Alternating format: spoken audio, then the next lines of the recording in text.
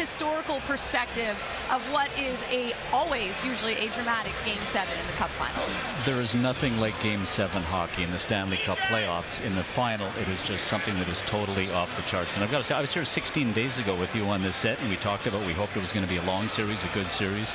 And I mean, you look at this today, it's absolutely spectacular. I was not at Boston Garden on April 3rd, 1939, when they played the first Game 7. How about 54 for Detroit? Yeah, did you go to that series? No, I did not do that one either, but I've lost the notes from the 1939 series.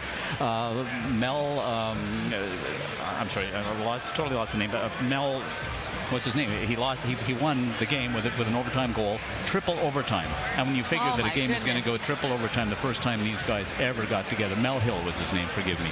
So, you know what? We have no idea what's going to happen tonight. You look at what Boston has brought. I mean, you wonder if they broke the St. Louis Blues in Game 6, but it can be a bounce. It can be a goal from some unexpected player. You just don't ever know. So it's going to be sensational no matter what happens tonight. Dave, we just put that list up of those Game 7 Stanley Cup finals.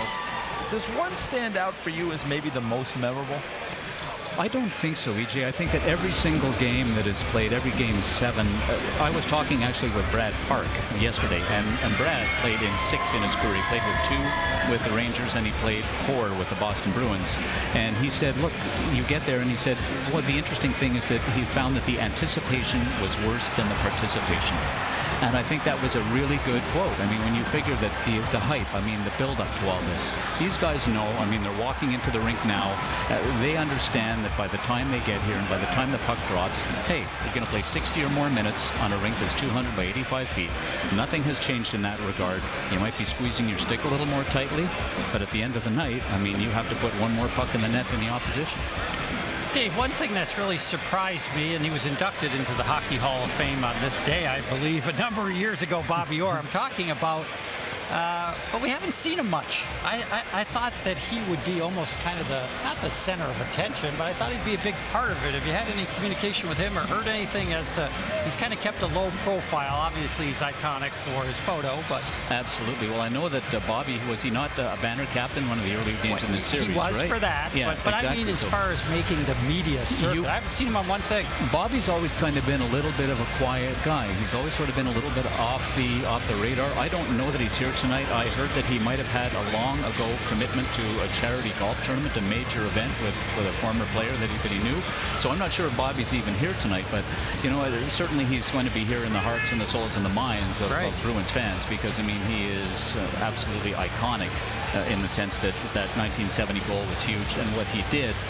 You're right. I mean, 40 years ago tonight, Bobby was inducted into the Hockey Hall of Fame. He wasn't, he was elected into the Hall of Fame, and at 31, he was the youngest player ever to be elected to the Hall of Fame. So, and of course, the guy he went in with, one of the guys he went in with was Harry Howell, who had won the Norris Trophy in 66, 67. And Harry said, you know what? I mean, I'm glad I won this because this kid coming behind me is going to win. And of course, didn't Bobby win like 8 years in a row after that? Right. Well, we know the Stanley Cup is in the building tonight. Somebody's going to win it. We don't know who, but what kind of a journey did the Cup have to take to actually get in the building? Because, God forbid, if anything were to happen to the Cup before Game 7 of the Stanley Cup final, there would be madness. Tell us about that. Jackie, one of the interesting things about the Stanley Cup and the Bruins is the Bruins, I don't want to say they're superstitious, but if the Cup is in the building, they don't want to know it. They want to know nothing about it.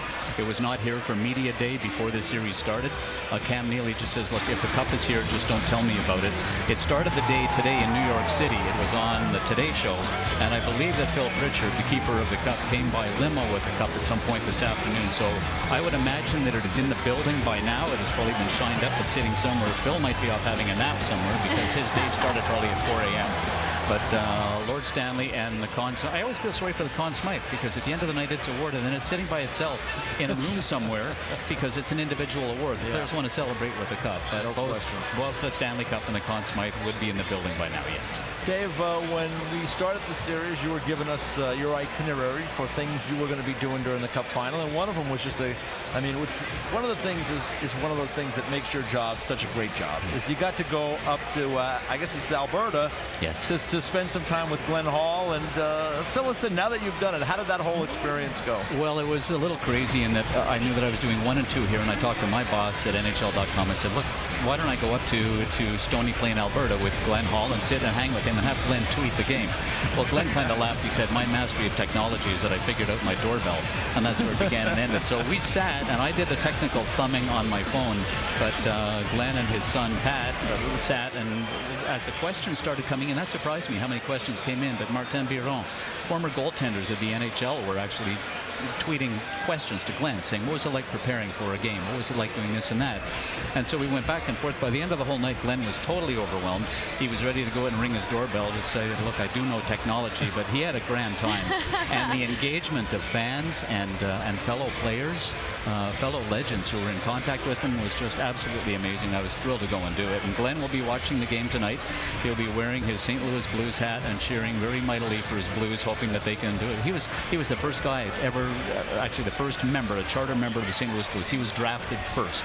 So he is the #1 St. Louis Blue. He is Mr. Blue. Yeah, so if they win tonight, Glenn will be probably popping a can of beer celebrating. Bobby Plager might be in that mix as well. Right? I would think so too, yes. I assume since it went so well, something you might attempt to do with other former players? I'd love to do it. Yeah, you know what, so many of the players are actually into social media. Glenn is not. Some of them are not. You've mentioned Twitter, and they say that's what the bird does out on the tree in the backyard. Yeah, right.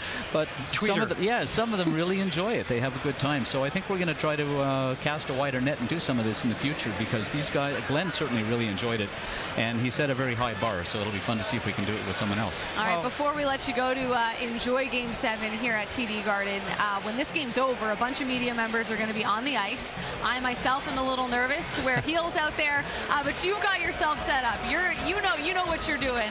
Show the people what you bring with you. I want to thank Bruce Bennett from Getty Images, one of the greatest hockey photographers in the world. This is his 39th Stanley Cup final. Bruce taught me years ago, if you're going to go out on the ice and slide around, you want some kind of traction aid. So these will go on my shoes, and while other people are sliding around the ice trying to go and find players and coaches and management to talk to, I'll be pretty sure-footed doing this. And so I want to thank Bruce for this, because he's the man. He's the best there is. Nice. Smarter than myself. Oh, yeah. Do you have any of those for you each? No, You're I going do to be not. out there. And hopefully I will stay on my feet. But you never know what's going to happen on the ice.